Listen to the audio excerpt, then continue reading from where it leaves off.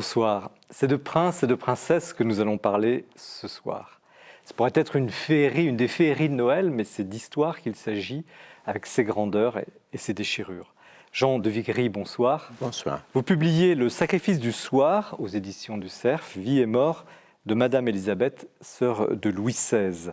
C'est un récit bouleversant d'une femme courageuse, mais aussi d'une princesse qui avouait sa vie à Dieu et au roi, ce qui lui a valu de finir sur l'échafaud le 10 mai 1794. Michel Feuillet, bonsoir. Bonsoir. Alors, vous publiez chez le même éditeur, le Cerf, un passionnant Botticelli et Savonarola avec comme sous-titre « L'humanisme à l'épreuve du feu ». C'est Botticelli, un fabuleux peintre de la Renaissance, Savonarola, un austère et redoutable prêcheur dominicain. Tous deux sont appelés par le prince Laurent de Médicis à Florence pour célébrer la Renaissance, mais en même temps pour tempérer peut-être ses excès. Et puis, le terrible prêcheur termine tout de même sur un bûcher en 1498. Mais il y a un rebondissement dont on parlera tout à l'heure. Dominique-Marie Dauzé, bonsoir. Bonsoir. Alors, vous avez dirigé avec Frédéric Lemoigne un important ouvrage collectif, au Cerf toujours, le Dictionnaire des évêques de France au XXe siècle. Alors, ces évêques ne sont pas tous des cardinaux, donc ce ne sont pas tous des princes de l'Église, mais tout de même, ils ont traversé une période comme très difficile pour l'Église de France, une période de crise. Il y a la guerre, d'abord la séparation de la loi 1905, séparation de l'Église et de l'État. Il y a effectivement la Seconde Guerre mondiale et tout le problème de Vichy, puis bien sûr le Concile Vatican II. C'est un ouvrage très instructif, mais aussi très très riche. On l'évoquera tout à l'heure. En attendant, on va écouter Jean-François Roth qui nous présente l'actualité du libraire dans ce magasin studio de la Procure qui nous accueille pour cette édition de l'Esprit des Lettres en coproduction avec KTO, Le Jour du Seigneur et bien sûr la Procure. Cette période de Noël voit cette année encore une floraison de beaux livres et même de très beaux livres. Non seulement on voit que les auteurs et les éditeurs y ont mis le meilleur d'eux-mêmes, mais ce sont des livres qui rendent heureux parce que ce sont des supports de contemplation de la beauté et carrément des appels à la louange. Par exemple, prenez Reims, la cathédrale de Reims, dans la série La grâce d'une cathédrale. On n'a pas fait de plus beau livre sur une cathédrale avant celui-là, sinon son frère jumeau, celui de Strasbourg. En fait, c'est une idée de Monseigneur Doré qui a décidé, quand il était évêque de Strasbourg, de faire un livre qui présente la cathédrale sous tous ses aspects, à la fois du point de vue chrétien et du point de vue de la cité. Donc architecture, sculpture, tous les objets, mais aussi toute l'histoire et la place de la cathédrale aujourd'hui dans la ville et la région. C'est superbe et il n'y a pas besoin d'être champenois ou alsacien pour déjà apprécier ces ouvrages, et d'autant que d'autres cathédrales suivront. Après Reims, Angers et les célèbres tapisseries de l'Apocalypse qui sont conservées au château d'Angers, un ensemble unique au monde. Le livre est un des plus beaux de la saison parce qu'il permet de regarder chacune des tapisseries dans tous ses détails et surtout le commentaire de l'historienne d'art et de l'écrivain Paul Amblard, un commentaire lumineux, enthousiaste, permet de faire une magnifique méditation de l'Apocalypse de Saint Jean. Troisième merveille, la sculpture romane de Jean-René Gabory. Peut-être qu'on connaît un peu plus l'architecture romane que la sculpture. En tout cas, ce livre est sans équivalent sur l'ensemble des sculptures romanes. Et d'autre part, il permet de regarder à loisir les tympans, les chapiteaux, que souvent on n'a pas l'occasion de regarder assez profondément quand on est sur le site. Élargissons maintenant notre regard à la nature dans son aspect spirituel et mystique avec les montagnes sacrées sous la direction de Julien Ries. La montagne est le lieu de la rencontre de Dieu. C'est vrai dans la tradition biblique, bien évidemment, avec le Sinaï, le mont Carmel, la Transfiguration. Mais c'est vrai aussi dans toutes les traditions. Et donc, l'ascension de la montagne est le symbole de l'élévation de l'âme dans toutes les religions et toutes les civilisations. Un livre d'art n'est pas forcément un grand format. Voici un petit livre compact qui s'appelle Étincelle. C'est à la fois des photographies et des méditations extraites de l'œuvre du père Cassagena, Étincelle. On connaît la profondeur de la pensée du père Cassagena, on connaît aussi la beauté de sa langue, 365 étincelles pour accompagner toute l'année 2011. Un beau livre n'est pas forcément un livre cher. Voici par exemple les 15 mystères du rosaire, à partir d'un retable exceptionnel de Cologne. Chaque mystère est commenté par un historien d'art, par le mystique dominicain Tolaire et prié par le père Carré, chacun en une page. C'est un petit livre magnifique que l'éditeur propose à 10 €. Vous pouvez faire un cadeau de très grande valeur avec peu d'argent. Enfin, terminons par le préféré, Le jugement dernier de Fabrice Adjadj. C'est un livre exceptionnel, d'abord parce qu'il présente une des œuvres majeures de toute l'histoire de l'art, le retable de Beaune, commandé pour les hospices de Beaune, qui s'y trouve toujours. Et surtout, Fabrice Adjadj réussit à nous en faire saisir tout l'enjeu. On n'est pas simplement devant une belle peinture, on est carrément devant le jugement dernier. Il avait fait l'année dernière L'agneau mystique. Cette fois, il nous présente un livre où les reproductions sont superbes, la pensée est profonde, la langue est somptueuse. Vraiment, un bel et beau livre. Merci Jean-François Rode. Dominique-Marie Dauzet, vous êtes un religieux prémontré, mais aussi un docteur en histoire des religions, et vous êtes donc co-auteur avec Frédéric Lemoine du Dictionnaire des évêques de France au XXe siècle, publié au Cerf. Alors avant d'entrer dans l'ouvrage, un mot sur les prémontrés. Qu'est-ce que c'est qu'un religieux prémontré ? Les prémontrés sont des chanoines réguliers. C'est fondé par saint Norbert au XIIe siècle. C'est un ordre qui s'est répandu, un ordre canonial qui s'est répandu dans toute l'Europe du Moyen-Âge et qui existe encore aujourd'hui. Il y a des prémontrés dans les 5 continents. Et quelle est votre spécificité ? Et notre spécificité, alors nous suivons la règle de saint Augustin et nous avons une vie en communauté, un peu comme des moines dans un monastère. Moi, je vis à l'abbaye de Mondet, dans le Calvados. Et puis, en même temps, nous avons un aspect apostolique, c'est-à-dire que nous sommes destinés à servir l'Église autour du monastère dans toutes sortes de charges, d'aumônerie, de collège, de lycée, de prison. Je suis aumônier de prison moi-même. Et puis aussi de paroisse autour du monastère. Et de recherche ? Et de recherche aussi, puisque nous avons aussi, sans être un ordre intellectuel comme des jésuites peut-être, ou des dominicains, nous sommes aussi un ordre voué à la recherche, à l'étude, et donc je fais aussi mon métier d'historien. Donc voici un résultat. Voilà. Alors écoutez, l'honnêteté m'oblige à dire que j'étais dans un premier temps rebuté, non pas par la qualité de l'ouvrage, mais par le côté un peu austère. Bon, les évêques, c'est pas toujours très drôle, mais alors un dictionnaire sur les évêques. Mais quand j'ai plongé dans les quasiment 700 notices, oui, 695. J'en ai compté voilà. 194. Voilà, bon. c'est ça, ouais. J'ai été conquis par la qualité effectivement du travail et la diversité de cette recherche. Mais franchement, qu'est-ce qui vous a poussé à publier un dictionnaire des évêques ? Alors, vous savez, c'est le besoin qui vous fait. Les historiens d'histoire religieuse contemporaine en France ont besoin d'instruments de travail.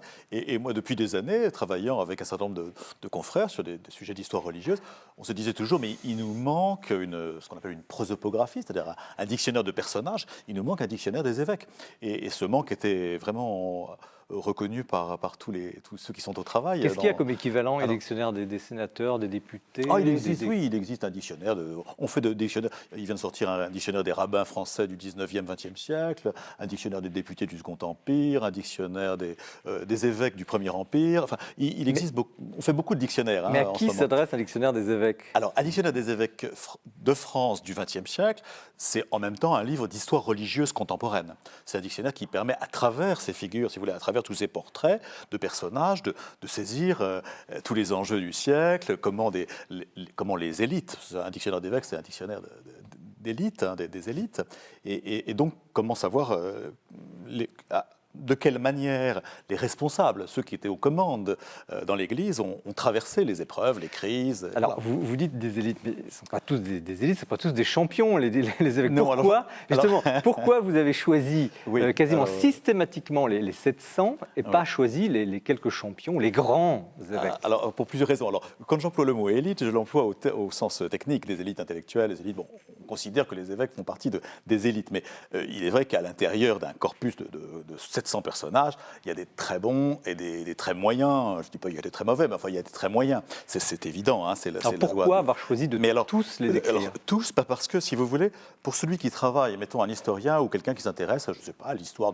de Cahors, à l'histoire de Cahors au XXe siècle, ou à l'histoire de Saint-Brieuc, bon, tous les personnages qui ont été évêques dans sa ville sont intéressants, sont importants.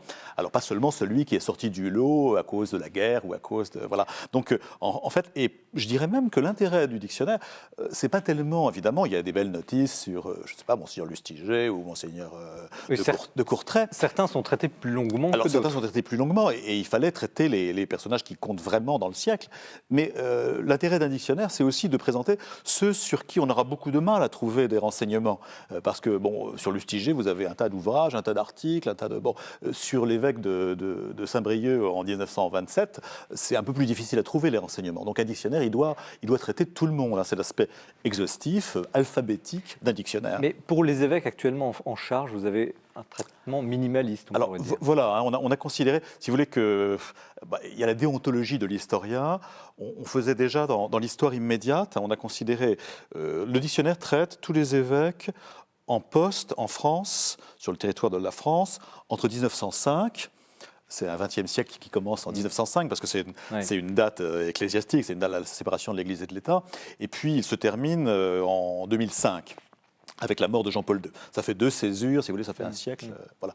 Alors, à l'intérieur, c'est vrai qu'il y a bon, tous ces évêques, c'est 700 personnages. La plupart sont décédés, mais il y a, à peu près 70 évêques émérites, c'est-à-dire qui ont terminé leur mandat, mais qui sont encore en vie. Eux sont traités entièrement, avec une notice qui fait le bilan de leur épiscopat, etc.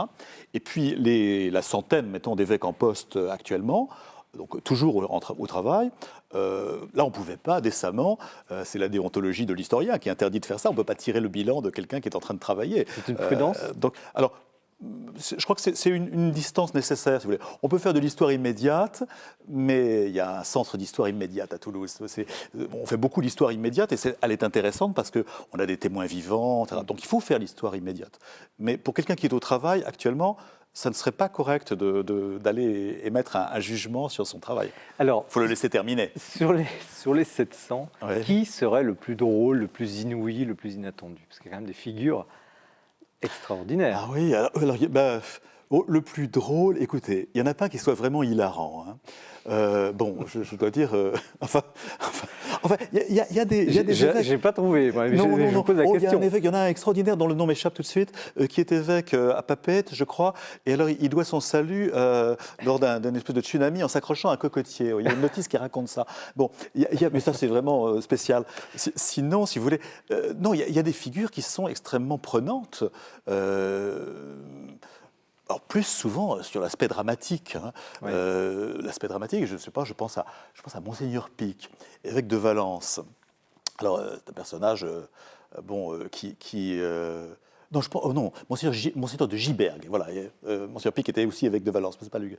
Monseigneur de Gibergue, évêque de Valence. Alors au début du siècle, il meurt après la Grande Guerre en 1919, et il meurt de tristesse.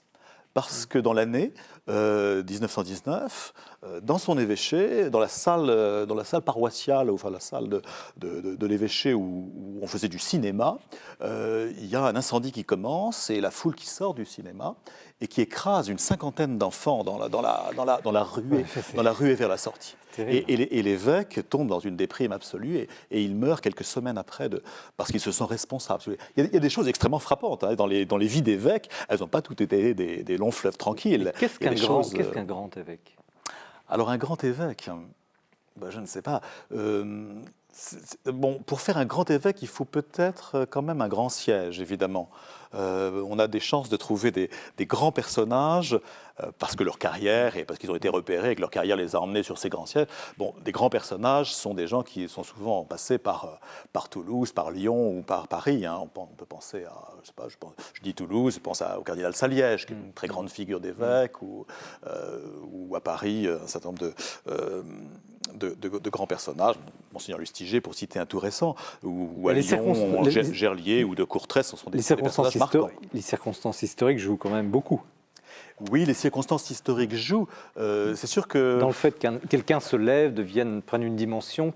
Oui, alors souvent, les grands événements historiques révèlent des personnalités.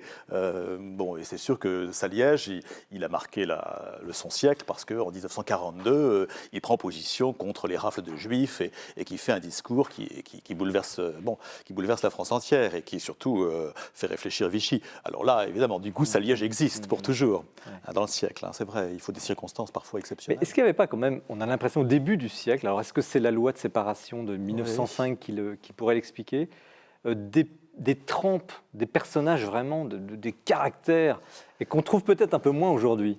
Alors, oui, je crois que vous avez raison. Je pense que, si vous voulez, la séparation de l'Église et de l'État, en 1905, on sort de 100 ans d'un régime concordataire. Les évêques étaient des fonctionnaires, des préfets, en somme, des préfets religieux.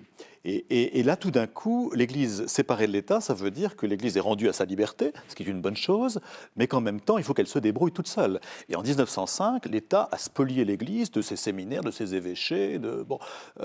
Certains évêques, quand ils sont nommés en 1905 ou 6, ils arrivent dans leur diocèse, et ils n'ont plus d'évêchés, il faut qu'ils se logent chez l'habitant, ils n'ont plus de séminaires, les séminaristes sont rentrés chez eux. Enfin, il y a une Église à reconstruire. Et on n'a plus le droit de faire des processions dans la rue, enfin, tout ça. Et donc, l'Église, alors, du coup, si vous voulez, dans la génération qui suit, dans les 10-20 années qui suivent, le pape Pie X fait, puis ensuite Benoît XV, mais Pie X d'abord, fait, je dirais, une espèce de, comment dire, une génération de combat. Une génération et alors on nomme des évêques qui sont, il faut bien dire, un peu intransigeants.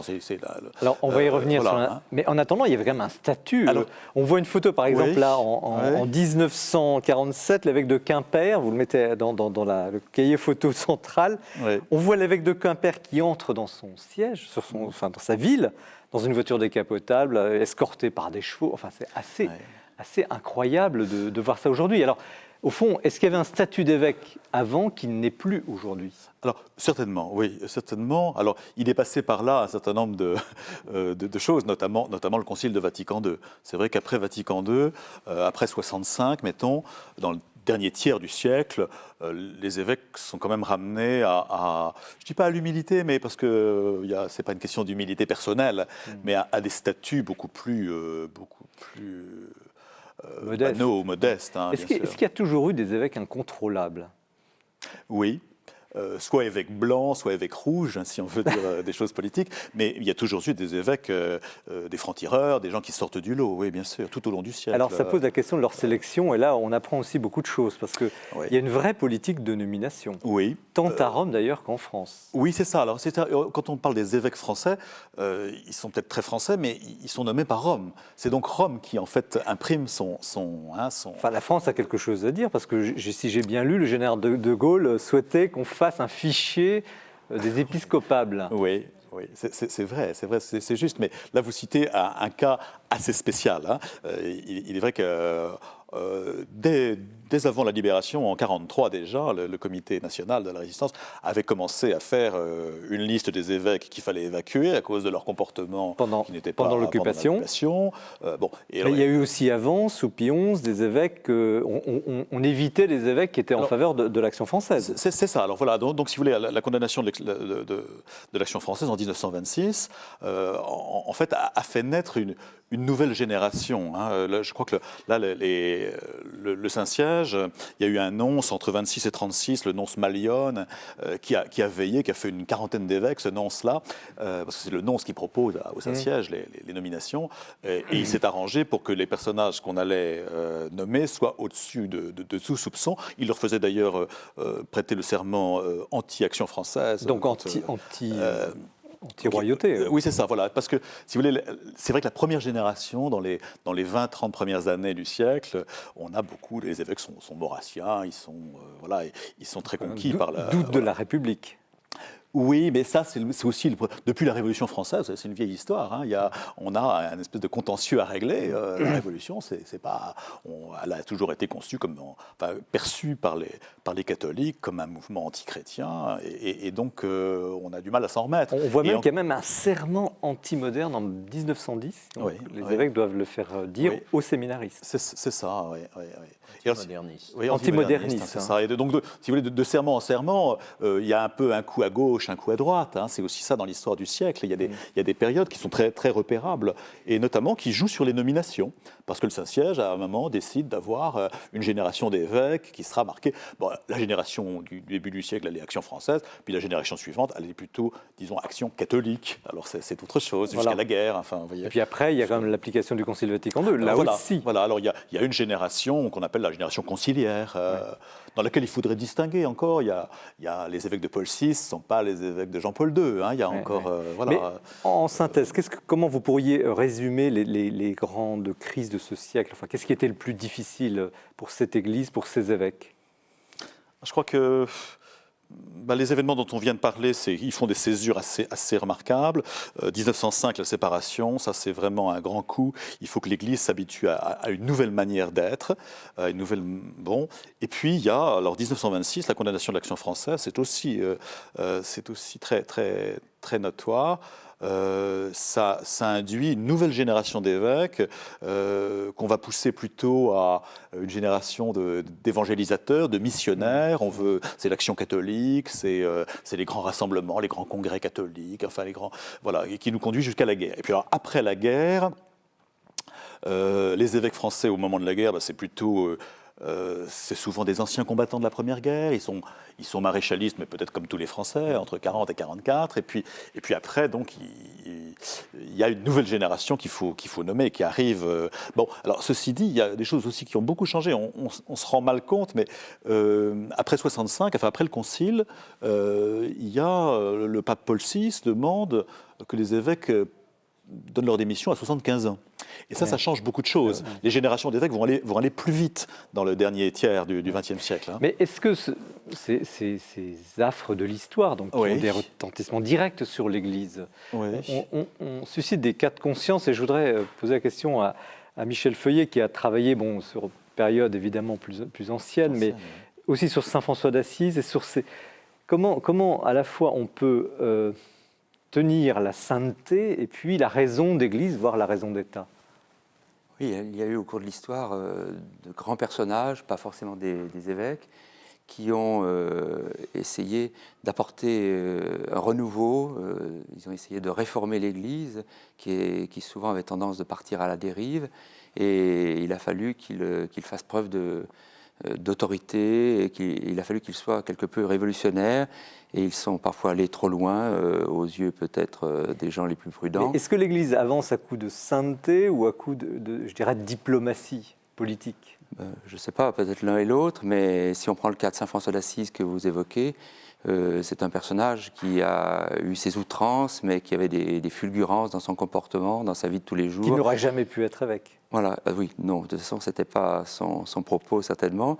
Il n'a pas gravi les échelons de la hiérarchie ecclésiastique. Il a simplement été un troubadour, un personnage, un poète, un meneur d'hommes, mais un peu malgré lui, à travers son comportement, ses paroles, ses gestes, ou ses trouvailles tout à fait inénarrables, comme parler à des animaux pour les convertir et les ramener sur le droit chemin. Jean de Viguerie, vous êtes plutôt sur la période 17e, on va y revenir, 18e, la Révolution. Cette résistance, je dirais, morale, spirituelle, on l'évoquera bien sûr en parlant de Madame Élisabeth. Comment vous le voyez pour un évêque on parlait de la guerre à l'instant, la Deuxième Guerre mondiale, le régime de Vichy, pas évident. La loi 1905, ça a été des périodes très très difficiles. Un évêque, en principe, c'est un résistant par nature, parce qu'il est le gardien du troupeau. Il est le responsable de ses ouailles. Il est le père de son peuple. Les premiers évêques étaient les chefs des cités. Et ils ont défendu leur cité contre les barbares. il y a quelque chose de militaire dans la fonction épiscopale qu'il faut garder présente à l'esprit. Alors, à mon avis, un grand évêque, c'est celui qui est quelque chose comme ça. Vous posiez la question tout à l'heure. Moi, j'aurais demandé, si j'avais été à votre place, j'aurais demandé un saint évêque. Est-ce qu'il y a de saints évêques? Voilà comment je vois les choses. Donc c'est un homme de combat, mais un saint homme de combat, un résistant aux différents courants d'idées, et puis surtout quelqu'un qui tient à commander chez lui. Alors, je vous pose une question sur plus maintenant sur la question de l'écriture de l'histoire, parce qu'il y a des périodes, vous écrivez vous la vie de la sœur de Louis XVI, qui n'est pas facile, pas politiquement correcte, oserais-je dire, à écrire, mais on a le même problème pour les évêques. Je trouve dans les notices très intéressantes, les notices de la période 1905, période difficile, les périodes sur Vichy également, où justement il y a tout le problème de la République, de la relation entre l'Église et la République. Est-ce qu'on est libre aujourd'hui d'écrire sur ces questions-là? Écoutez, je crois, oui, je crois qu'il faut écrire librement sur ces périodes-là. Bien sûr, il faut raison garder, il faut faire attention à ce qu'on dit. Et puis surtout, pour l'historien, il faut, c'est pas ce qu'il pense ou ce qu'il croit, c'est ce qu'il trouve dans les archives, dans les sources. Alors, il se trouve que les archives, par exemple, pour les archives du Saint-Siège, on a jusqu'à la période jusqu'à la fin de Pie XI, pour 38-39, mettons, là, les archives sont ouvertes, on peut consulter les archives, toutes les questions des nominations d'évêques, tout ça est maintenant ouvert. Alors, il faudra attendre encore quelques années pour avoir la suite.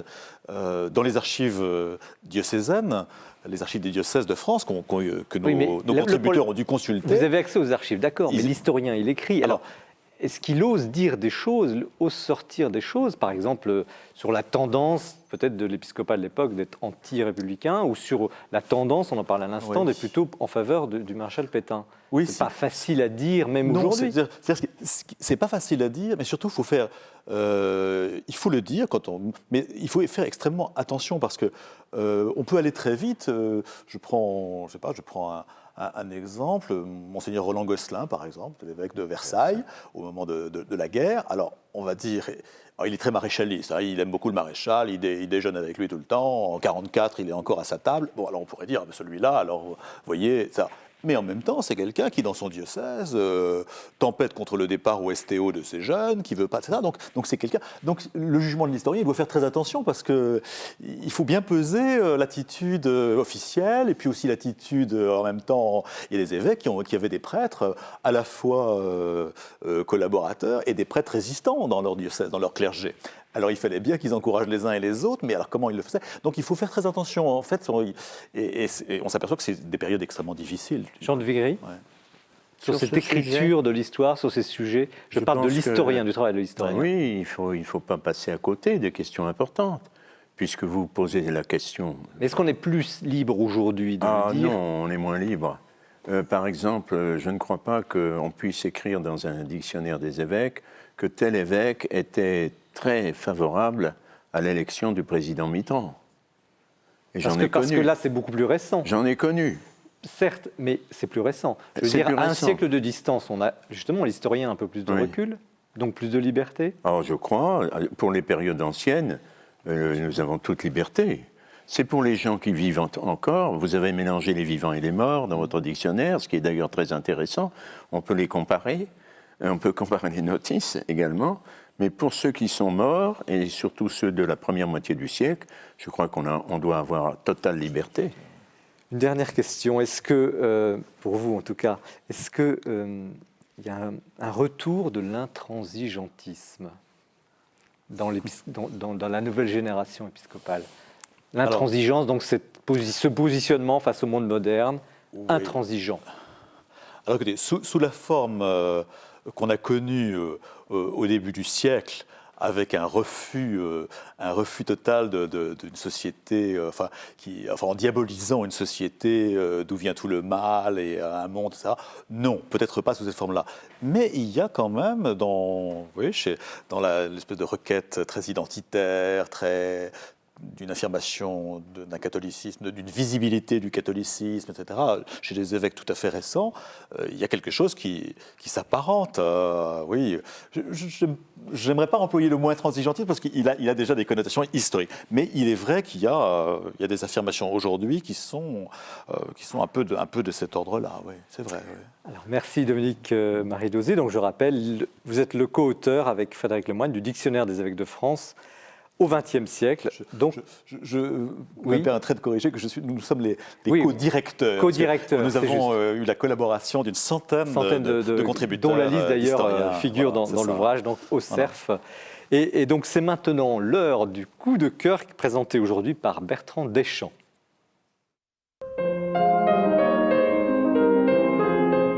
Vais-je savoir vous dire que ce livre imposant est en tout point vraiment, vraiment exceptionnel. 2 mots en lettres d'or qui se détachent sur un fond blanc, ce n'est pas un antiphonaire ou un évangéliaire, c'est Ars Sacra. Ars Sacra, c'est l'encyclopédie la plus complète à ce jour qui, du premier art des catacombes jusqu'aux cathédrales les plus contemporaines, embrasse 2000 ans d'art chrétien et sous toutes les latitudes. Son seul défaut peut-être c'est son poids, mais que sont ces 12 kilos au regard de la richesse du contenu? Tout y est somptueux, la mise en page, vertigineuse comme les voûtes gothiques, et que dire de la qualité des reproductions, ces visages d'anges et de rois sculptés, surpris de si près qu'on les dirait vivants. Alors sculpture, mais aussi architecture, mosaïque, mobilier, et les vitraux qui sont éclatants de lumière. Donc, venez le voir ou achetez-le les yeux fermés, vous ne regretterez pas ces 150 €, tout est somptueux, luxueux, prestigieux. Vous l'aurez compris, pour moi, Ars Sacra, c'est bien plus qu'un coup de cœur, c'est un véritable choc. Merci Bertrand. Michel Feuillet, bonsoir. Alors, nous franchissons les Alpes, nous nous rendons à Florence, cette magnifique ville. Nous retardons le temps de 5 siècles, quasiment, donc l'époque de la Renaissance, 1470, Laurent de Médicis. Et là, vous nous faites revivre un temps de rupture à travers 2 portraits, un portrait croisé entre Botticelli, donc ce peintre magnifique dont on a tous en tête le printemps, cette magnifique évocation, et puis Savonarola, dont le nom même presque nous ferait trembler, donc dominicain, prêcheur, qui, semble-t-il, combat l'humanisme, combat la Renaissance, mais ce n'est pas si simple. Alors, tout d'abord, pourquoi avoir choisi d'évoquer cette période à travers ce choc de deux portraits? Oui, parler simplement de Botticelli, ça aurait été peut-être trop simple. C'était l'épanouissement de la Renaissance, et tandis que croiser le destin de ce peintre étonnant avec le non moins étonnant Savonarola, c'était beaucoup plus dynamique, beaucoup plus dialectique. Et ce qui m'intéresse, c'est de montrer cette Renaissance qui est presque arrivée à son épanouissement, pas tout à fait, et qui déjà est en crise. Au sein même de la Renaissance, on a quelqu'un qui va combattre le mouvement, un anti-humaniste qui va s'en prendre aux avancées toutes récentes que la Florence des Médicis a réussi à offrir, qui vont être offertes à l'ensemble de l'Europe. Savonarola, qui a été appelé tout de même par le prince pour... Oui, voilà, il y a déjà un paradoxe, puisque Savonarola, qui est un Ferrarais, un dominicain de choc... Ferrarais, donc de Ferrare, de la ville de Ferrare, qui se trouve plus au nord en Italie. Et il va être appelé par Laurent le Magnifique, ou rappelé, parce qu'il a fait un premier séjour à Florence, où il s'est fait remarquer. Et Laurent le Magnifique va lui demander de revenir, car il souhaite que la cité de Florence ait un prêcheur de cette qualité, et il va faire venir le loup dans la bergerie. Alors si vous choisissez Botticelli, c'est quand même qu'il représente, donc le peintre, qu'il incarne en quelque sorte la Renaissance. Vous auriez pu prendre peut-être quelqu'un d'autre? Oui, c'est le peintre qui le mieux représente la culture médicéenne, la culture que l'on a exaltée à la cour de Laurent le Magnifique. Laurent le Magnifique étant lui-même un poète, il était entouré de philosophes qui professaient le platonisme. Marcille Ficin était à la tête d'une académie dans une villa des Médicis. Le platonisme, c'est-à-dire donc une vision du dépassement de l'être tout de même, de dépassement du monde matériel pour jouir peut-être des attraits de la vie spirituelle, mais aussi de la beauté par la beauté. Voilà, on peut parler de mysticisme platonicien.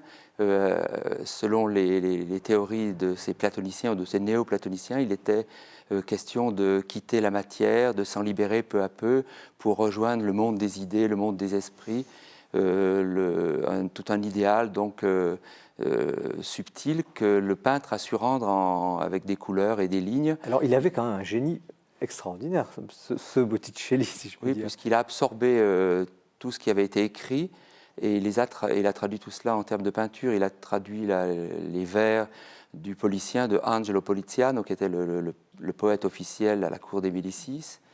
Il était le précepteur des enfants de Laurent. Et puis, il a su aussi traduire les idées de Marcille Ficin, de Pic de la Mirandole.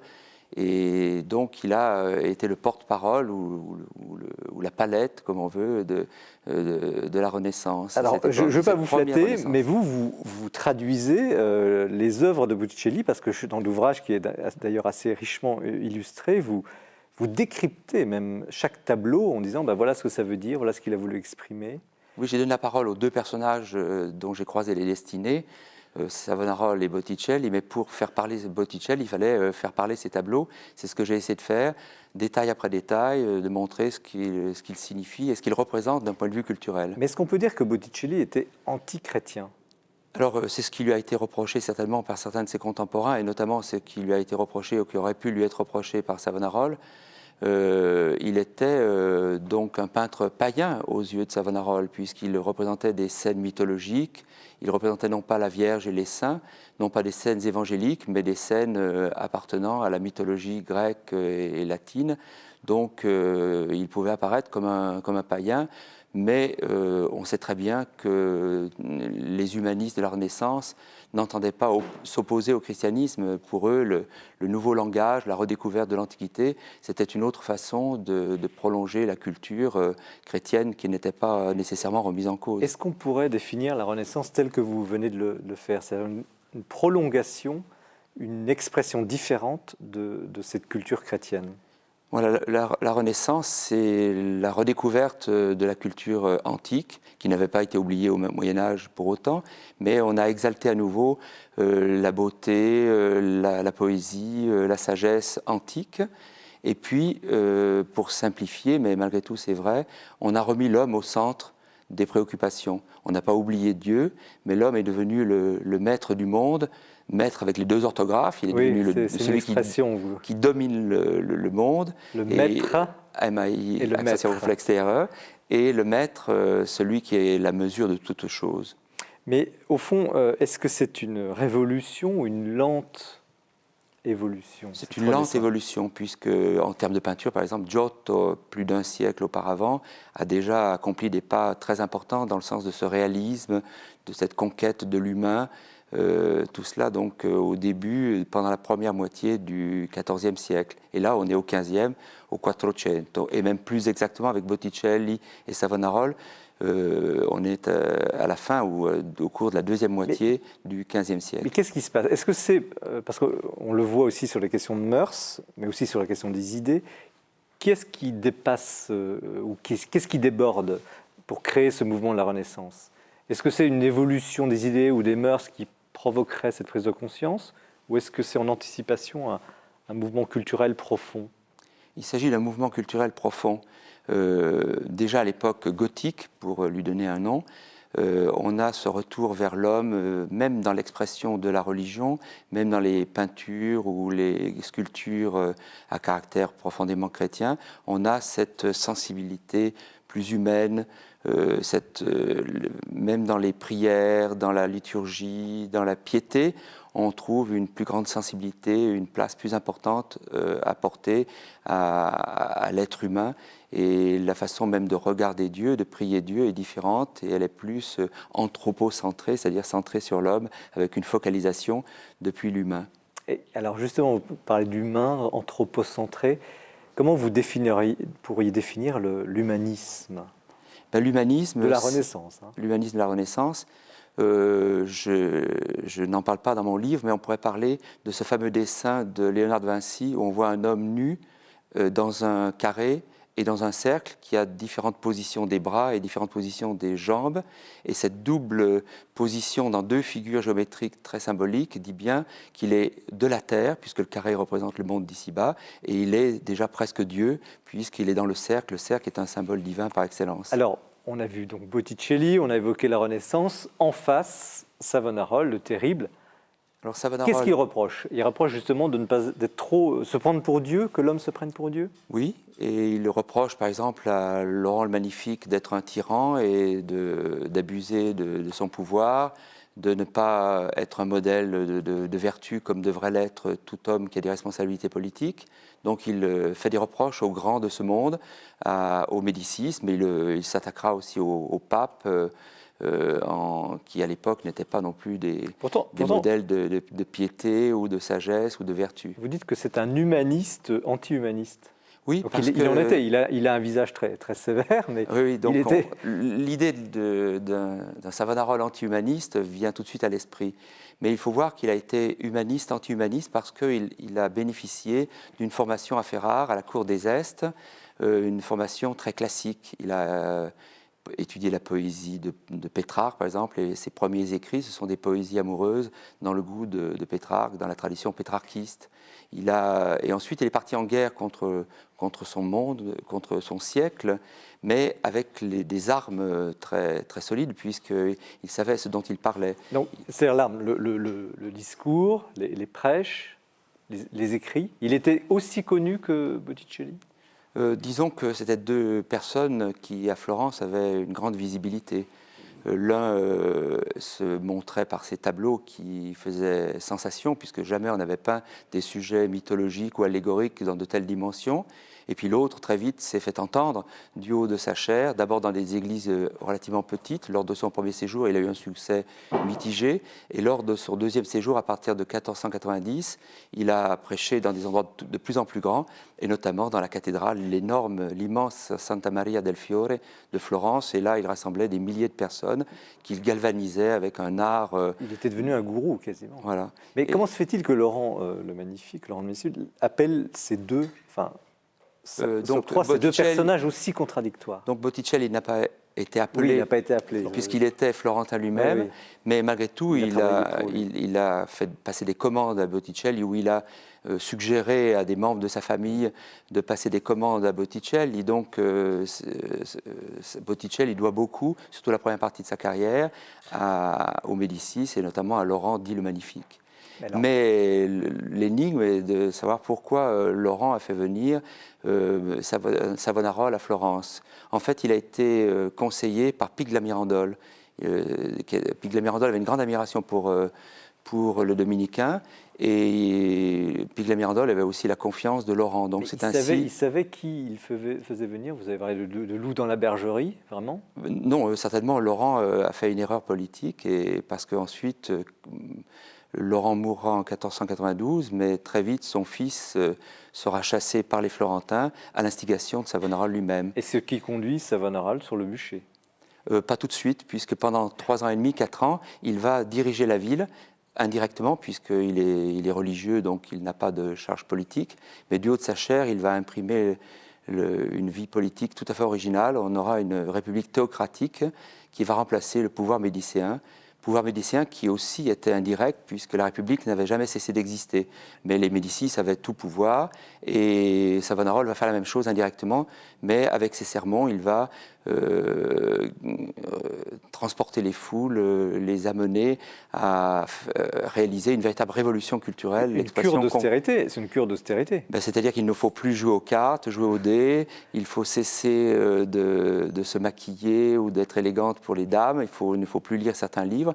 Et pour le carnaval de 1497, Savonarola fait dresser un bûcher sur la place de la Seigneurie, et il demande aux jeunes gens qu'il avait embrigadés de faire la tournée de toutes les maisons pour récolter des vanités. Alors les gens, les hommes, les femmes, les adolescents, les enfants, spontanément ou non, donnaient des vanités, mettaient des vanités dans ces corbeilles. C'est-à-dire que les femmes posait des miroirs, les hommes jetaient des cartes à jouer ou des dés. Des tableaux même, non? Alors les peintres étaient amenés à jeter dans ces corbeilles ou directement de porter sur le bûcher de la place des Seigneuries des tableaux qui représentaient des nudités ou qui étaient païens par leur thématique. Mais comment quelqu'un qui avait atteint un tel degré de notoriété, de pouvoir, se retrouve sur le bûcher lui-même? Un an plus tard, un peu plus d'un an plus tard, après ce carnaval 1497, le 23 mai 1498, il se retrouve pendu en place publique et son corps est immédiatement brûlé Oui, pour que ses partisans ne puissent pas récolter des reliques. Et pourquoi, au fond? Qu'est-ce qui s'est passé? Eh bien, il y a eu une dégradation petit à petit de l'impact qu'il avait sur les foules. Au début, il prophétisait ceci ou cela, et cela se réalisait. Et puis les prophéties ont moins bien marché ensuite. Il y a eu aussi des épidémies. La crise économique est apparue. Donc les populations pensaient qu'il allait résoudre tout cela, et on l'a moins soutenu. Et puis il s'est attaqué au pape, Alexandre VI Borgia, en lui disant ces 4 vérités, et même davantage. Et c'est vrai qu'Alexandre VI Borgia méritait d'être corrigé. Et tout ce que lui a reproché Savonarola était juste, mais s'attaquer au pape est d'une imprudence totale, puisqu'il dispose d'armes incroyables, qui sont les armes religieuses, auxquelles on était très sensible à l'époque. Alors on voit bien ce qui oppose Botticelli et Savonarola, même si vous expliquez aussi que Botticelli aurait été homosexuel et que Savonarola attaquait les homosexuels. Il y a des passages assez crus d'ailleurs dans l'ouvrage là-dessus qui expliquent à quel point ils étaient poursuivis à cette époque-là. Mais qu'est-ce qui unit au fond ces deux personnages? Eh bien, peu à peu, Botticelli va devenir savonarolien. Mais dans mon livre, je montre que cette conversion est très lente, progressive. Botticelli abandonne certains sujets païens et revient à des sujets plus chrétiens. Il glisse vers plus de gravité, plus de profondeur, une piété plus évidente. Mais il ne cède pas, malgré tout, aux injonctions du religieux. Certainement, il n'a pas jeté ses tableaux dans le feu et il n'a pas signé de pétition, comme l'a fait par exemple son frère. Le frère de Botticelli a signé une pétition en faveur de Savonarola, pétition qui était envoyée au pape pour qu'il fasse preuve de clémence. Il ne le fait pas. Il est choqué par le fait que l'on brûle, voilà. Mais en même temps, on imagine un Botticelli choqué par ce jugement et cette mise à mort. Est-ce que ça suffit à une conversion? Il y avait quelque chose. La conversion a eu lieu peu après la mort de Savonarola. Et ses peintures de la fin de sa carrière, puisqu'il est mort en 1510, Savonarola est mort en 1498, donc pendant les 12 ans qui vont suivre, il peint désormais de manière savonarolienne. Paradoxalement... Mais ça, c'est vous qui le dites. Est-ce que vous n'interprétez pas un peu trop? Non, je me défends. Voilà. Les peintures franchement savonaroliennes dans le corpus de l'œuvre de Botticelli appartiennent à cette période du début du XVIe siècle. Les deux grandes peintures savonaroliennes que sont la Nativité mystique qui se trouve à la National Gallery de Londres et la Crucifixion mystique qui se trouve à côté de Boston, qui est la propriété de l'université Harvard.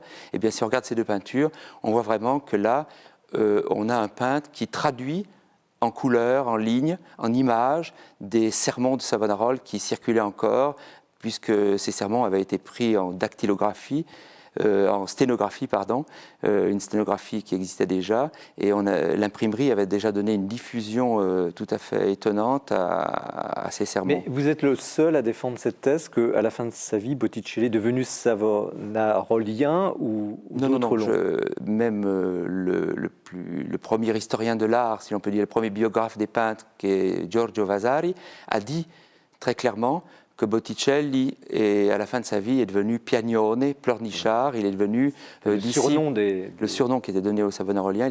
Devenant disciple de Savonarola, sa peinture est devenue moins bonne et il y a eu une dégradation de son art, selon Vasari.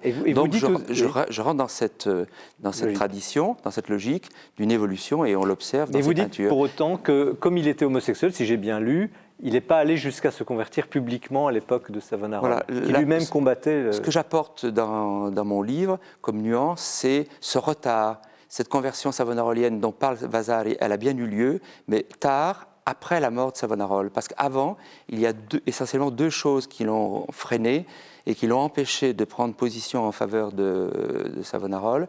C'est d'abord sa fidélité aux Médicis. Même pendant les années savonaroliennes, pendant cette période théocratique où Savonarola avait la main mise sur la cité, il continuait à avoir des contacts avec certains membres de la famille Médicis. Il continuait même à peindre pour eux. On a même la preuve d'une lettre envoyée par Michel-Ange depuis Rome à un Médicis. Et pour Michel-Ange, pour être sûr que cette lettre arrive à ce personnage membre de la famille Médicis, il a envoyé cette lettre au bon soin de Sandro Botticelli, pour dire que Botticelli avait encore ses entrées auprès des Médicis, qui n'avaient pas... Et la deuxième raison? Et la deuxième raison, c'est ce que vous avez évoqué, c'est son homosexualité.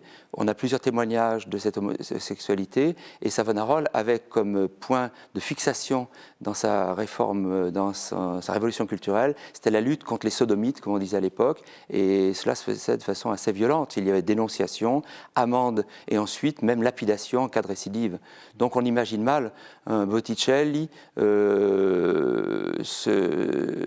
devenant le défenseur ou l'illustrateur des théories ou de l'idéal savonarolien alors qu'il était lui-même persécuté ou qu'il risquait de l'être. Quel est l'enjeu aujourd'hui d'une telle histoire? Qu'est-ce que ça peut nous apprendre sur notre siècle? Donc ce qui est intéressant, c'est de voir d'abord que tout grand mouvement, même cette Renaissance qui semble pour nous une évidence et une avancée incroyable, elle a eu ses détracteurs, et des détracteurs qui n'étaient pas complètement fous, parce que Savonarola n'était pas complètement fou, il avait ses raisons, et si on écoute bien ses sermons, il avait peut-être raison de faire tel ou tel reproche, et de pointer du doigt certains excès de ce nouveau mouvement qu'était cet humanisme renaissant.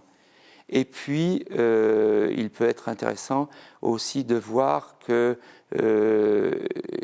tout est combat dans l'histoire, tout est dialectique. Il y a des mouvements en avant, des mouvements en arrière, et même ces mouvements en arrière ne sont pas des vrais mouvements en arrière. C'est l'histoire avec tous ces soubresauts, ces souffrances qui sont très présentes pendant ces années-là, qui étaient des années très, très chaudes, des années terribles. Mais on retrouve la même chose au XXIe siècle aujourd'hui, où les changements sont très rapides et où il y a ceux qui freinent, ceux qui avancent. Et il y a un objet quand même de débat, c'est pas seulement une dialectique sans objet. Qu'est-ce que vous en pensez, Jean Vigry, par exemple? Est-ce que ce débat aujourd'hui est actuel? Tout débat de ce genre est très actuel. Et celui de l'humanisme, celui de la Oui, Renaissance? bien sûr. Nous sommes dans une période anti-humaniste. Dans l'enseignement en particulier, l'humanisme est dénoncé, les lettres humaines sont dénoncées. Donc il y a vraiment aujourd'hui un débat à ce sujet, et ce débat est un débat d'idées important. Doit-on se référer à l'Antiquité? Doit-on honorer les auteurs anciens? Doit-on inscrire au programme, ça c'est une autre question, l'art des Médovides, que Savonarola proscrit, puisqu'il dit « étudiez la grammaire, mais n'étudiez pas des auteurs comme cela », c'est un débat très actuel. Mais qu'est-ce qui est en jeu, au fond? Est-ce que c'est la question foi, raison, homme, Dieu, ou est-ce que c'est la question du statut de la chair, du corps, dans la vie? Parce qu'on a évoqué Platon, on a évoqué... Où est le problème, vraiment? Là, il y a deux philosophies qui s'affrontent. Je ne sais pas si vous êtes d'accord avec moi, mais il y a le platonisme qui est régnant à Florence, et puis il y a le thomisme de Savonarola. Savonarola est un champion de la philosophie thomiste, et par là même de la scolastique, dont les humanistes de la Renaissance font fi, dont ils ne veulent pas, qu'ils rejettent. Erasme, par exemple, a rejeté la scolastique avec horreur. Alors il y a certainement un aspect philosophique dans ce débat florentin qui est à considérer. Qu'est-ce que vous en pensez?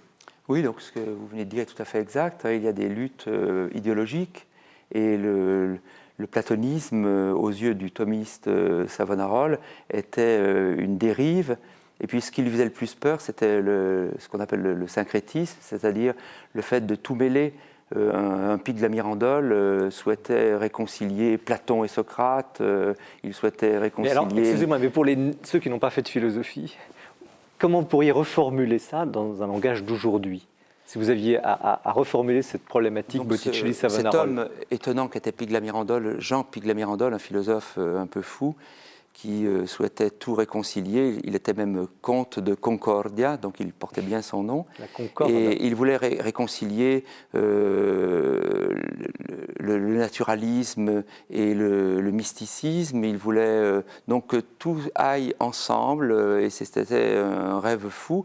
Et pour Savonarola, c'était insupportable, parce que mettre ensemble l'évangile et l'enseignement des philosophes grecs, et mettre tout cela sur le même plan, c'était tout à fait une erreur. Dominique Marie-Dosé, qu'est-ce que vous en pensez? Oui, je crois que derrière, il y a effectivement l'enjeu du rapport qui est un enjeu très actuel, entre la foi et la culture. C'est-à-dire que est-ce que la religion peut se nourrir de culture? Est-ce qu'elle a besoin de la culture? On ne parle pas de n'importe quelle culture. Y compris de la culture païenne. Ou bien est-ce qu'au contraire, sa vocation est plutôt de la contrôler, de l'utiliser, mais de la contrôler? Ou est-ce qu'elle a à avoir peur? Enfin, est-ce que la foi a à avoir peur des philosophes? Est-ce qu'en ce siècle, est-ce qu'en ce 21e siècle, on en est sorti de ce problème? Disons que sur le plan académique ou technique, il y a eu encore jusqu'au 19e siècle des débats dans l'école catholique sur l'usage des classiques païens. Enfin, on trouve ça. Est-ce qu'on a le droit de parler d'Homère ou d'Ovide dans une classe, dans un collège catholique? C'était un débat. Bon, ça c'est complètement hors de saison, c'est fini ça. Simplement, il reste quand même le positionnement de la foi et par rapport à la culture. Mais cette concorde dont parle Michel Feuillet, enfin, le conte de la Concordia, est-ce qu'elle est possible? Est-ce que c'est une utopie, ou est-ce qu'il y a une possible réconciliation entre la foi et la raison, entre le naturalisme et la mystique? Moi, je crois que... c'est un très vaste débat, très compliqué, mais c'est le débat du jour. Mais c'est ça, en fait, Maritain disait qu'il va distinguer pour unir, c'est-à-dire qu'il faut mieux essayer de chercher ce qui, même sans tout confondre, il ne s'agit pas de tout confondre, mais il s'agit de tout unir, ce qui est bien différent. Et puis alors évidemment, après ça... je pense qu'il y a aussi ce que Saint Paul appelait la récapitulation. Je veux dire, en Christ, il n'y a pas besoin d'avoir peur de quoi que ce soit. On peut effectivement tout récapituler, c'est-à-dire rassembler. Et la religion chrétienne est une religion de l'incarnation. C'est-à-dire qu'il y a un Dieu qui a pris chair, qui a pris un visage, une forme. Donc ça devrait nous inviter à aimer les formes, à aimer la beauté. Et Savonarola aimait la beauté. Vous citez, c'est passionnant, mais il y a un moment où il a un petit vertige. Il se dit, on a quand même, peut-être qu'Homère ou Virgile, on ne peut pas les évacuer quand même du circuit, parce que c'est quand même trop bien, trop beau. Enfin, donc voilà, le chrétien est quand même obligé de tenir compte de la beauté de la production humaine. Jean de Vigris, sur cette réconciliation. Moi, je pense que Dieu est le Seigneur de tout savoir. Dieu n'a pas peur du savoir humain. L'homme ne doit pas en avoir peur. Et le savoir doit être honoré en lui-même. Et tout savoir doit être honoré, si on se place du point de vue chrétien. Voilà mon sentiment. Donc ce débat entre la foi et la culture, normalement, est un débat assez vain, parce que la foi est parfaitement capable par elle-même d'intégrer la culture. La culture est à sa source, donc elle ne peut pas la répudier. Alors il y a toujours eu un rigorisme, il y a toujours eu des auteurs écartés, il y a toujours eu des condamnations, mais tout cela n'a guère d'importance. Pour la foi chrétienne, tout savoir est honorable et vénérable. Et pourtant, on le verra tout à l'heure avec votre livre, il y a quand même des tendances stoïciennes, jansénistes, stoïciennes, qui reviennent au XVIIIe siècle. On se demande finalement, est-ce que la Renaissance, est-ce que ces conflits, ces débats ont servi à quelque chose, puisque 3-4 siècles après on les retrouve, et d'une certaine manière, l'intransigeantisme dont on parlait tout à l'heure, au XXe siècle. Alors, Michel Feuillet, c'est peut-être aussi une des intentions cachées de votre livre, d'essayer d'apporter une pierre, de réfléchir à cette question du débat entre la foi et la raison. Et surtout le débat sur la beauté, parce qu'on a les peintures de Botticelli qu'aujourd'hui on peut admirer. Actuellement, il y a cette adoration des mages qui est exposée au musée Mayol à Paris jusqu'à la fin du mois de janvier. On peut la voir donc très aisément pour un temps. Et cette beauté n'est pas contraire évidemment à la foi chrétienne, elle est partie intégrante. Si on contemple un tableau comme le Printemps, qui est un tableau qui n'a pas de référence directement au christianisme, mais on ne peut pas dire que cette peinture parte en guerre contre le christianisme, même si Savonarola pouvait le penser. On a l'exaltation de la beauté des corps, de la nature, des fleurs, avec tout un discours métaphorique, allégorique, qui sollicite l'esprit, qui fait plaisir à l'esprit. Donc tous ces plaisirs intellectuels et visuels et sensuels ne sont pas des péchés, contrairement à ce que disait Savonarola. Lui, il avait son point de vue, que je ne condamne pas non plus. D'ailleurs, dans le livre, j'essaye de me focaliser d'un côté et de l'autre, donner la parole à l'un et à l'autre, puisque le livre s'appelle Botticelli et Savonarola. Mais pour nous, aujourd'hui, il est intéressant de voir que c'est la beauté qui l'a emporté, même si, comme vous le faisiez remarquer dans certains de ses sermons, Savonarola montre, même quand il est sur le point de dire des choses d'une grande sévérité, il ne veut pas s'empêcher d'être admiratif vis-à-vis des grands écrivains de l'Antiquité. Et posant le problème de la beauté, on voit qu'il est au courant des grandes thématiques du temps, des rapports entre art et nature, par exemple. On voit qu'il connaît très très bien cette problématique qui était au cœur même des discours, des débats chez les plus grands intellectuels et chez les plus grands artistes. Merci Michel Feuillet pour cet hymne à la raison, mais à la beauté. Donc Botticelli Savonarola, l'humanisme à l'épreuve du feu au Cerf. Alors c'est l'heure du second coup de cœur, parce que c'est Noël, vous avez droit à un deuxième coup de cœur qui est présenté par François Maillot.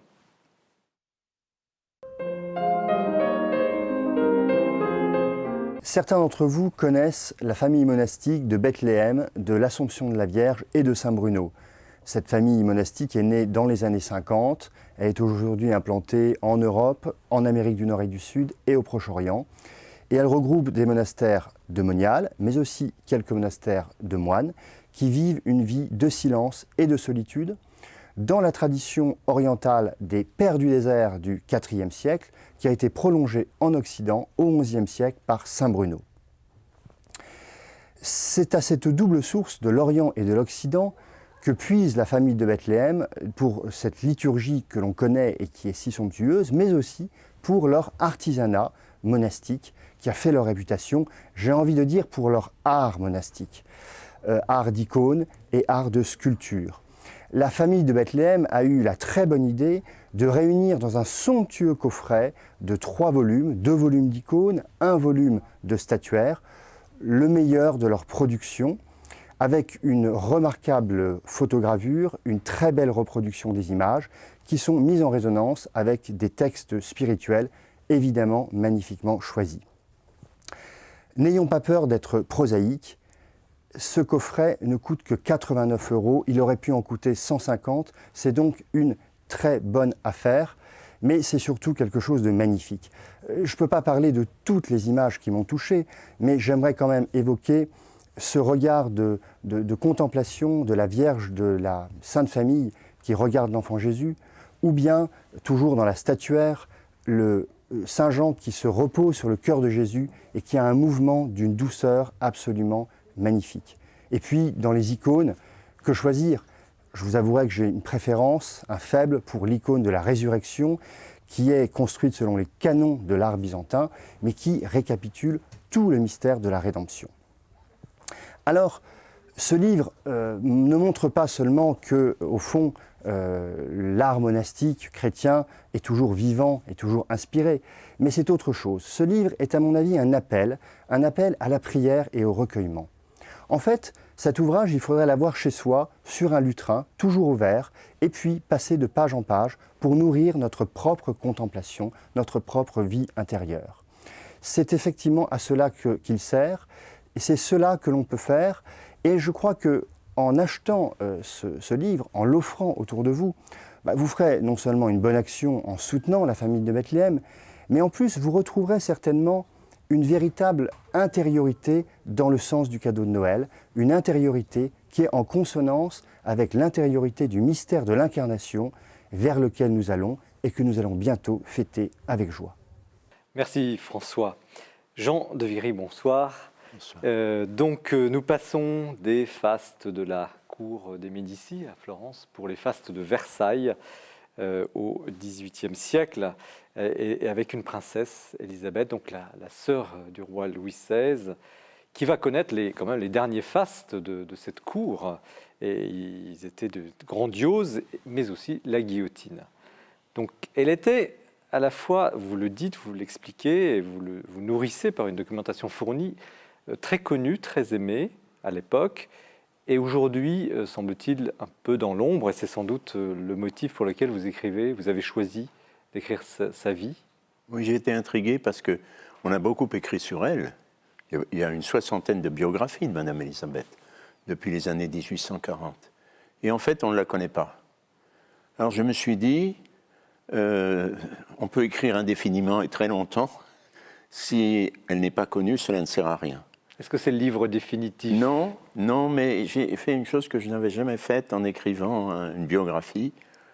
Après avoir rassemblé les documents, je me suis arrêté et j'ai relu, j'ai médité sur cette destinée.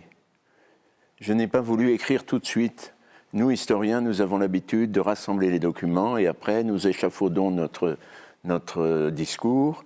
Nous, à l'aide des faits, nous le construisons, c'est une sorte de monument. Non, là, je n'ai pas voulu construire tout de suite. Je me suis dit, il y a un mystère dans cette vie et il faut essayer de le comprendre. C'est très difficile de connaître ses propres contemporains, à plus forte raison les gens qui sont morts il y a longtemps. Mais vous avez été touché. Et alors, elle m'a un peu parlé. Ça se sent. Voilà, elle m'a un peu parlé. Je ne dis pas qu'elle m'a tout dit, mais un petit peu. Vous insistez sur sa sainteté. Voilà. Sa sainteté, je ne sais pas si j'ai prononcé le mot, je ne crois pas. Vous parlez de la béatification quand même à la fin. À la fin, je m'étonne de ce que sa cause n'ait jamais été introduite. C'est tout. Mais pourquoi?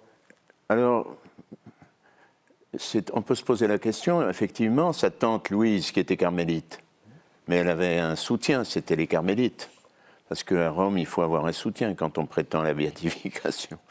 Et puis, sa sœur Clotilde, dont le procès a été introduit, dont le procès de béatification a été introduit en 1808, 6 ans après sa mort, n'est pas encore béatifiée, mais on m'a dit qu'elle allait l'être. Donc, sa sœur, sa tante sont béatifiées, ou vont l'être. Et elle, non. Pourquoi? Parce qu'elle est dans l'ombre, parce qu'elle est discrète. Elle est discrète dans son éternité, elle n'a pas de tombe, on n'a jamais retrouvé ses restes. Il n'y a qu'une statue dans Paris, c'est la chapelle expiatoire, que personne ne connaît. Et voilà, je crois qu'elle est discrète par nature. Est-ce que vous espérez cette béatification, enfin cette reconnaissance? Je pense qu'on a toujours intérêt à multiplier le nombre des saints que l'on prie, multiplier les intercesseurs.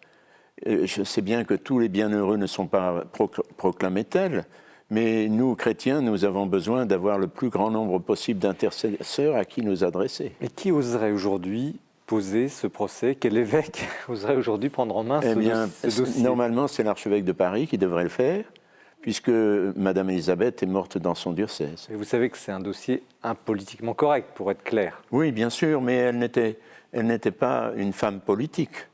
Elle n'était ni le roi ni la reine. Elle n'avait aucun rôle politique, je l'ai dit d'ailleurs dans ce livre. Elle a essayé à certains moments d'intervenir, mais elle n'a jamais essayé d'intriguer. Elle avait quand même un sens des situations, un sens politique aigu. Et elle refuse la révolution. Ouais. Elle est très hostile à la révolution. Non pas au début de la révolution, puisqu'elle approuve la nuit du 4 août, la suppression des privilèges, mais elle qualifie la révolution d'illusion perfide. En tout cas, elle voit clair beaucoup plus tôt, semble-t-il, que son frère. Beaucoup plus tôt, c'est-à-dire plusieurs mois avant.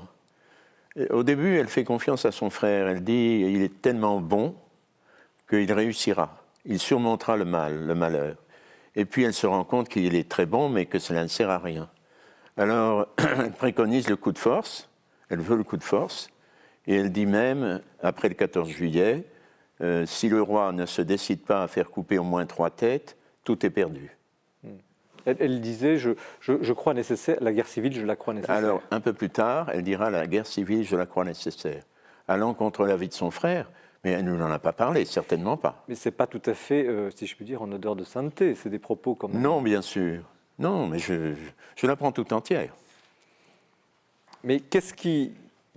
C'est quand même une princesse, vous décrivez son train de vie quand même au début, c'était pour l'époque très impressionnant, un nombre de dames à son service. Oui, une soixantaine de personnes dans Bon. sa maison princière. Voilà. Plus on est important, plus on a de monde autour de soi. Et on lui fait construire une autre maison un peu plus loin. Non, Enfin, on lui attribue plutôt on lui une maison. attribue. On lui Montreuil, attribue, qui n'est pas un palais. Bon, ça ne va tout de même pas dans le sens du dépouillement. Non, certainement pas. Mais qu'est-ce qui fait qu'à travers cela, elle témoigne de quelque chose? Eh bien, parce que dans le gouvernement de sa maison, elle montre beaucoup de tact, de charité, et elle profite de la pension que lui alloue le roi, qui n'est pas très importante, pour faire du bien autour d'elle, aux pauvres de Montreuil en particulier. Elle pratique la charité.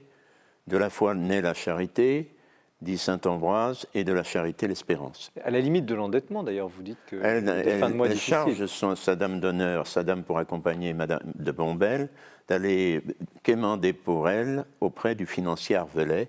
Et l'histoire ne dit pas si Arvelet a prêté de l'argent à la princesse, qu'elle n'osait pas demander elle-même. Qu'est-ce qu'elle avait comme autre grande vertu? Comme autre grande vertu, elle avait surtout la patience dans ses mots. Elle était très vive, très spontanée, très indignée. Elle avait des colères. Elle a maîtrisé tout cela. Elle a maîtrisé tout cela en se pliant à la volonté divine. Elle a lu le traité du père Rodriguez, un jésuite espagnol de la fin du XVIe siècle, traduit en français en 1608, le traité de la perfection. Et dans ce traité de la perfection, il y a un chapitre sur la conformité à la volonté de Dieu. Et ce chapitre a eu beaucoup d'influence sur elle. Elle s'est conformée à la volonté Est-ce qu'il n'y divine. a pas quand même un peu de stoïcisme ou des influences jansénistes encore, enfin, dans son comportement Mais elle est très spirituel? éclectique. Elle est éclectique dans ses goûts, dans ses lectures.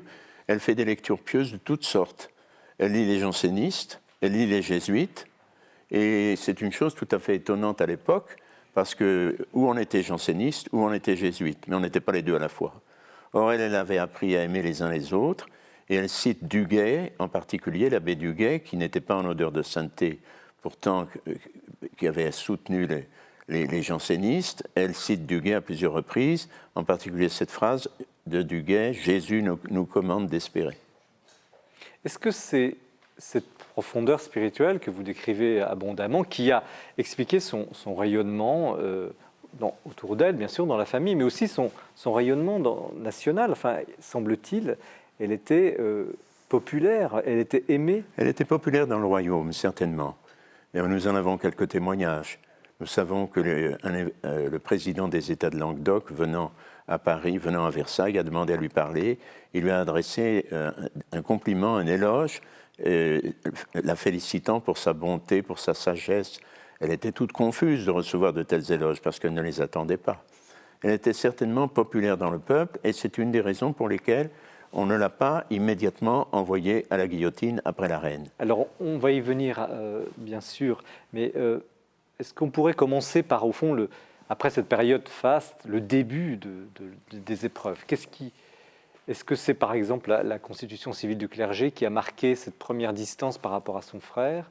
Quelle a été la première étape de cette long chemin? Tout de suite, dès qu'elle a vu l'échec de la conciliation entre les trois ordres, en mai 1789, elle a senti que quelque chose n'allait pas, que le roi avait perdu la partie. Elle l'a immédiatement compris.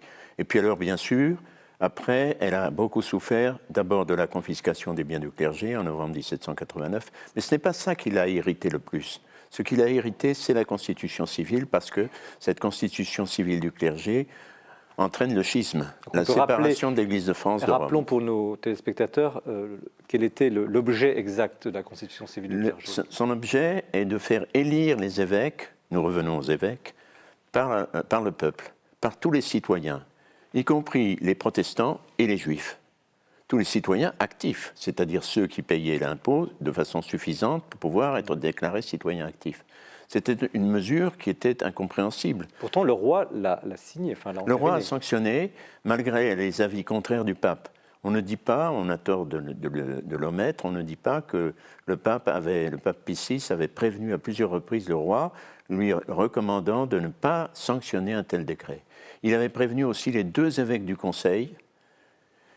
Il leur avait écrit des lettres pour les inviter à ne pas poursuivre la sanction de ce décret. Et Madame Élisabeth, à ce moment-là, s'oppose à son frère, le roi ? Alors elle s'oppose à son frère. Elle ne s'oppose pas, car elle ne s'est jamais opposée à son frère. Mais elle a supplié de ne pas sanctionner.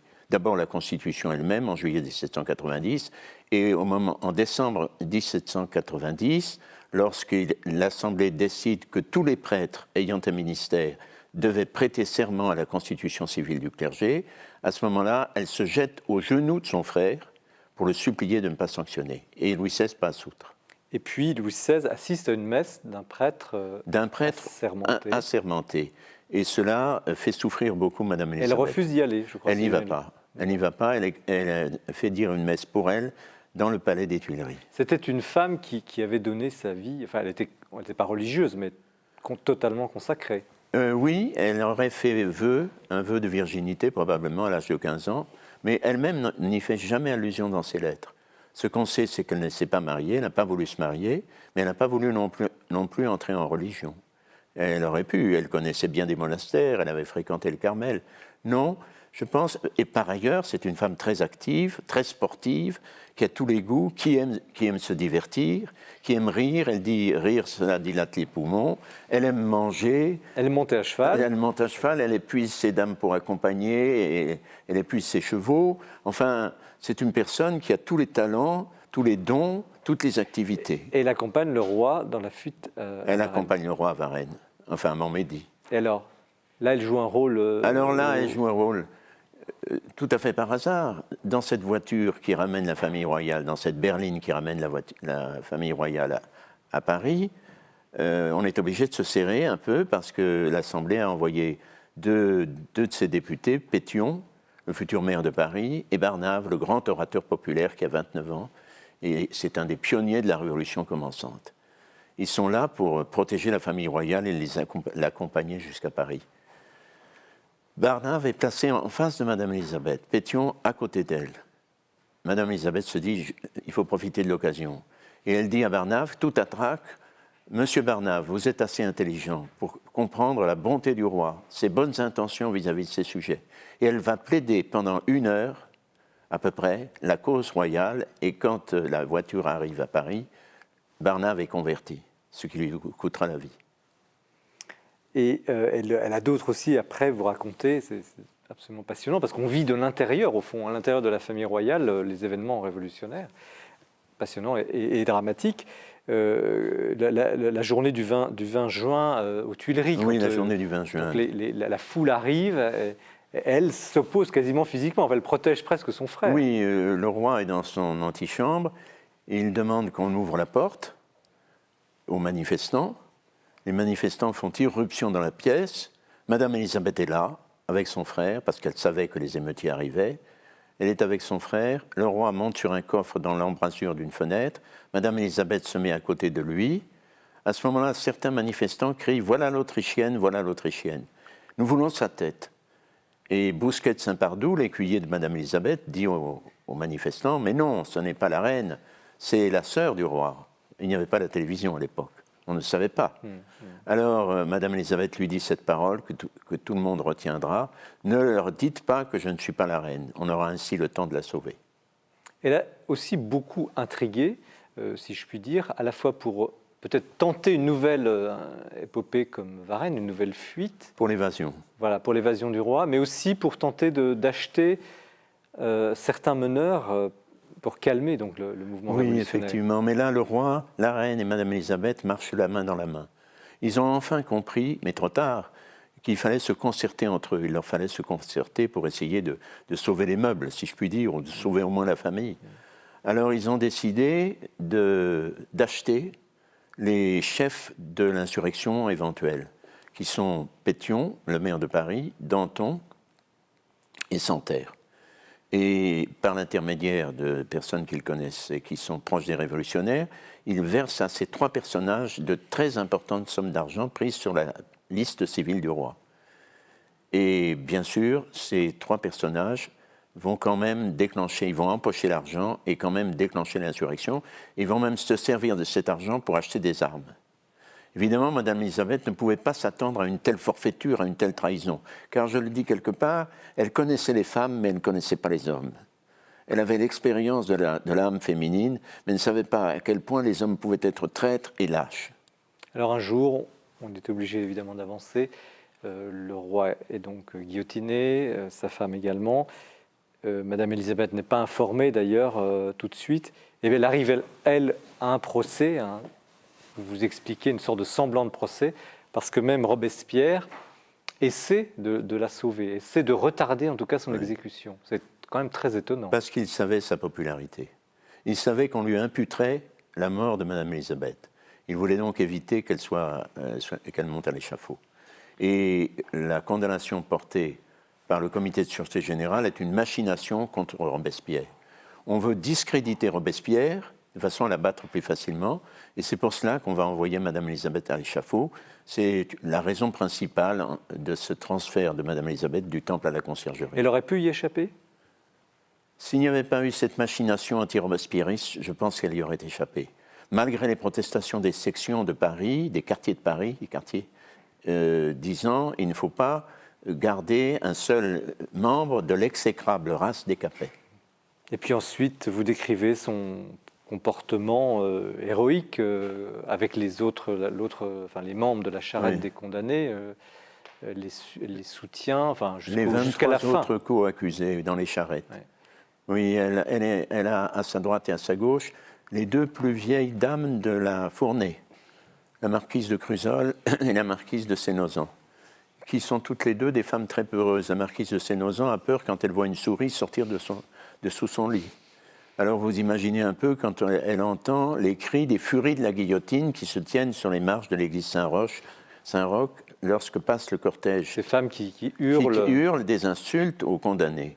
Alors Madame Elisabeth n'a cessé pendant tout le voyage, près d'une heure de la conciergerie à l'échafaud, d'exhorter ces deux pauvres femmes, de leur prodiguer des consolations et de leur dire en particulier bientôt nous allons nous retrouver dans le sein de notre famille. Car elle pense toujours à cela.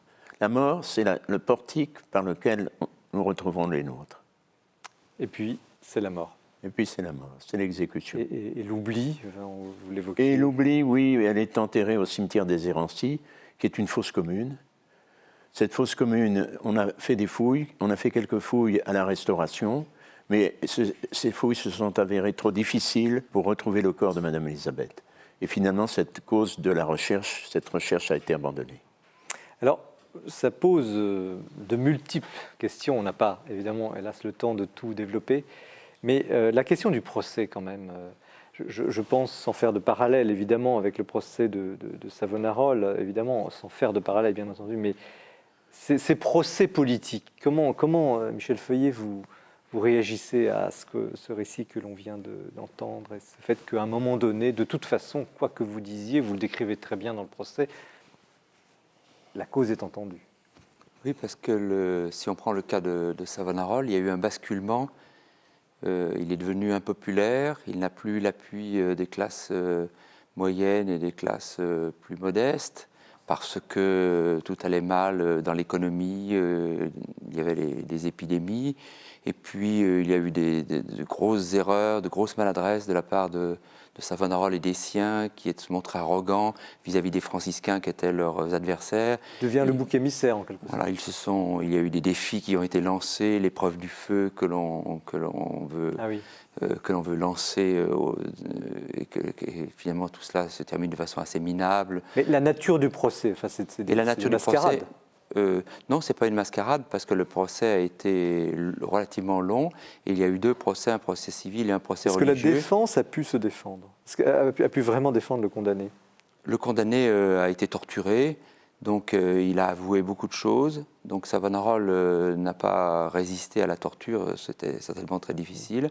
Et il a écrit, peu de temps avant de mourir dans sa prison, des textes tout à fait émouvants, où il revient sur ce qu'il a fait, où il regrette, donc il a fait amende honorable d'une certaine manière, et il a accepté le jugement, la sanction qui... Et qu'est-ce que vous inspire ce que nous venons d'entendre sur Madame Elisabeth, ce procès, ce destin tragique?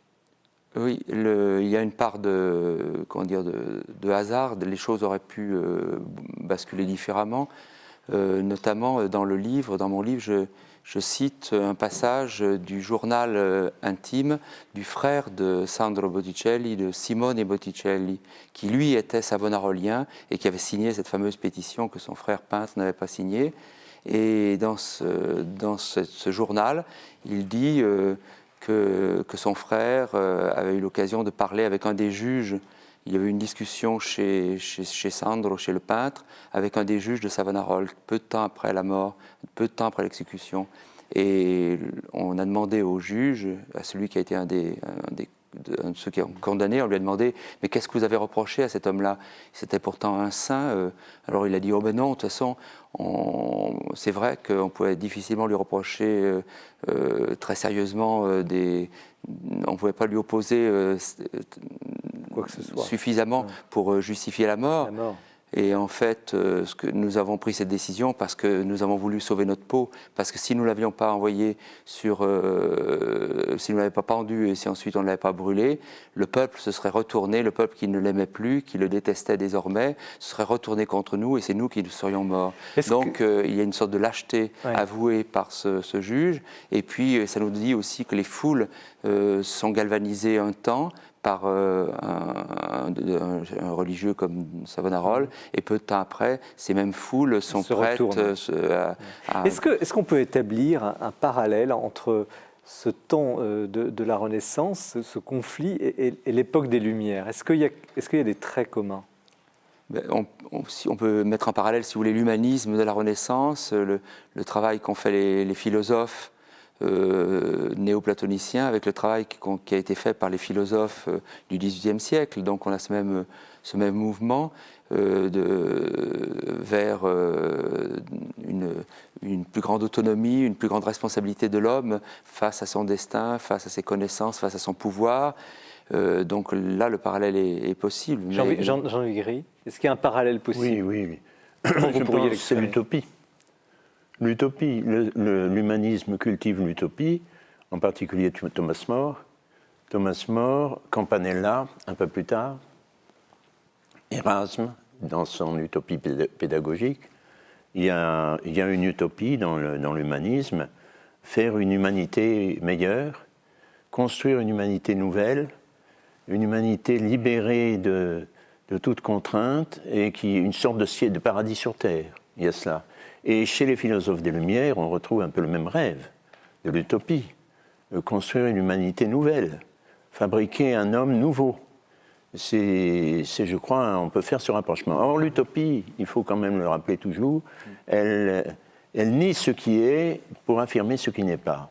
Il y a quand même une volonté, quelquefois, de destruction dans l'utopie, quand elle se réalise. Ce qui explique les procès, ce qui explique les procès et les condamnations à mort. Dominique Marie-Dosé, à côté de l'utopie, je reviens un peu sur la vie et le témoignage donné par Madame Elisabeth, sur ce côté, semble-t-il, enfin quand on lit le livre, à la fois une grande spiritualité, mais un certain volontarisme. Vous avez évoqué le jansénisme, vous avez dit elle est janséniste, mais aussi jésuite. Comment vous ressentez ça, vous, aujourd'hui, ce destin d'une femme qui est traquée, qui par aussi sa volonté fait face? Oui, je crois que ça fait partie. Certainement, j'ai été très frappé par ce que vous dites au début du livre sur son éducation, sur les différentes sources de son éducation, et notamment sa fréquentation de Saint-Cyr, enfin, même si elle n'a pas été élève à Saint-Cyr. Enfin, je crois qu'elle a beaucoup appris que, aimer c'était une chose, mais vouloir aimer, que c'était très bien aussi, et que vivre ce qu'on avait à vivre, mais aller plus loin que ce qu'on nous demandait simplement, c'était bien aussi. Et elle étant toujours entraînée à aller quand même plus loin. Alors, on peut appeler ça du volontarisme, mais moi je le sens plutôt comme un désir de perfection en réalité. C'est une femme qui... Alors, évidemment, après, on peut rire, on peut dire, bah oui, alors c'est sûr qu'elle dépensait son argent de poche, parce que enfin, sa pension, c'était aussi de l'argent de poche, finalement. Son argent de poche à donner des pensions, des petites pensions, avec sa grande pension, à donner des petites pensions à des pauvres.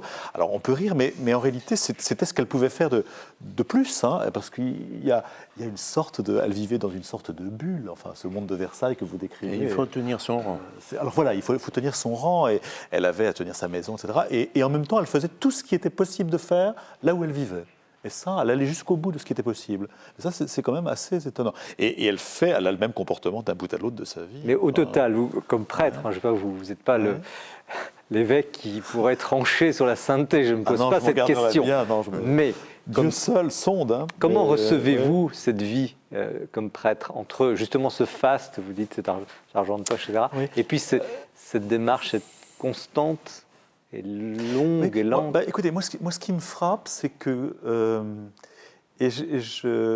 En lisant le livre, c'est quand même assez fascinant, mais ce qui est un peu terrible, c'est que nous, on sait la fin, évidemment. On sait, même si on ne connaît pas bien Madame Élisabeth, on sait comment ça se termine. Et alors, donc c'est assez poignant. Au fur et à mesure des années, on est en 1782, 83, 85. Qu'est-ce que vous en retenez, vous, comme prêtre? Alors, moi, je retiens que une bonne sainteté, peut-être ne suffit pas, et qu'il faut aussi une bonne politique. C'est-à-dire, on voit toute cette famille royale empêtrée qui est pleine de bons sentiments, sont des chrétiens, sont des gens, ils sont chics, quoi, ils veulent pas le mal de personne, mais ils savent pas faire, ils savent pas y faire. Et alors, il manque quelque chose quand même. Et du coup, c'est l'échec total. Reste ce témoignage. Merci Jean de Vigry de le décrire, donc dans Le sacrifice du soir, vie et mort de Madame Élisabeth, sœur de Louis XVI, aux publications chez Cerf Éditeur. Merci également de votre attention, bonne lecture, très bon Noël à vous tous, nous nous retrouvons l'année prochaine et vous pouvez retrouver cette émission sur les différents sites internet, évidemment de KTO, du Jour du Seigneur et de la Procure. Très bonne soirée, au revoir.